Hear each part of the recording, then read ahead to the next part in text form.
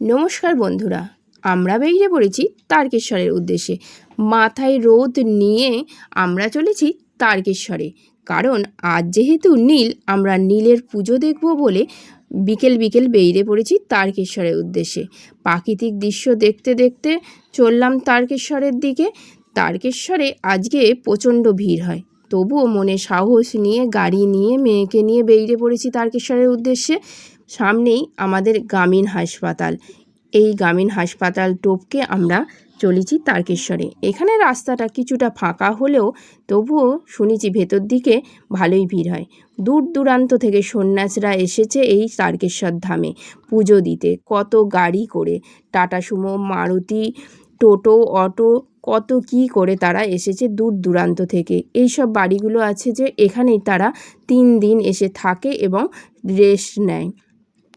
এই জায়গাটা কিছুটা ফাঁকা হলেও বেশ ভেতর দিকে যেতে গেলেই এবার মনে হয় আমাদের ভিড়ের মুখে পড়তে হবে।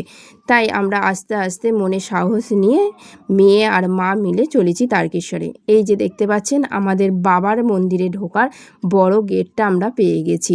এইখান থেকে আমাদের দেখে মনে হচ্ছে রাস্তাটা ভালোই ভিড় হবে। কত বাচ্চা বাচ্চা ছেলেরা মেয়ে এখানে এসেছে পুজো দিতে, তারা সন্ন্যাস নিয়েছে। দেখলেও মনটা খুব আনন্দ হয় যে এইটুকুন ছোটো ছোটো বাচ্চারা কিভাবে তারা মনে সাহস নিয়ে সন্ন্যাস গ্রহণ করেছে। তারপর এই যে গর্তটা দেখে আমার মেয়ে তো ভীষণ ভয় পাচ্ছে, বলছে মা আমাকে এখানে নামিয়ে দাও, আমি হেঁটে হেঁটে বরঞ্চ চলে যাই। আমি বলছি যে না না চ, আমি যা হোক করে আস্তে করে তোকে নিয়ে যাই এই রাস্তা দিয়ে। রাস্তার ভেতর ঢোকার পরই দেখছি যে মানুষের ভিড় যথেষ্ট বাড়ছে। তাও মনে সাহস নিয়ে গাড়ি নিয়ে এগিয়ে চললাম তারকেশ্বরের উদ্দেশ্যে। কিছুটা যাওয়ার পর দেখলাম রাস্তাটা বেশ ভালোই ফাঁকা আছে, অতটা অসুবিধা হচ্ছে না। এই রাস্তাগুলোতেই মেলা বসে তারকেশ্বরে, কিন্তু পৌরসভা থেকে এখন এই মেলাগুলো বসার অনুমতি আর দেয় না। তারপর আর ভিড় দেখে আমরা গাড়ি রেখে দিয়ে মা আর মেয়ে হাঁটতে হাঁটতে চললাম তারকেশ্বরের উদ্দেশ্যে। কিন্তু আমার মেয়ের মনটা খারাপ, কারণ না হাঁটতে সে পারছে না। তারপর একটা জিনিস দেখে আমার মেয়ের মন খুবই ভালো হয়ে গেল, এতগুলো শিব ঠাকুর একসঙ্গে দেখে। তারপর আমাতে মেয়েতে দুজনেই হাঁটতে হাঁটতে তারকেশ্বরের মন্দিরের দিকে এগোচ্ছি।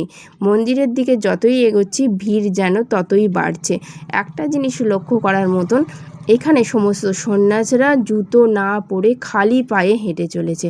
তাদের এই পিচ এত গরম, তবুও তাদের কিছুই মনে হচ্ছে না, তার ওপর দিয়েও তারা হেঁটে চলেছে। আর বিশেষ করে কত ছোট ছোট বাচ্চারাও সন্ন্যাস নিয়েছে, তারাও হেঁটে চলেছে এই পিচের ওপর দিয়ে। তারপর ভিড় ঠেলতে ঠেলতে আমরা চললাম।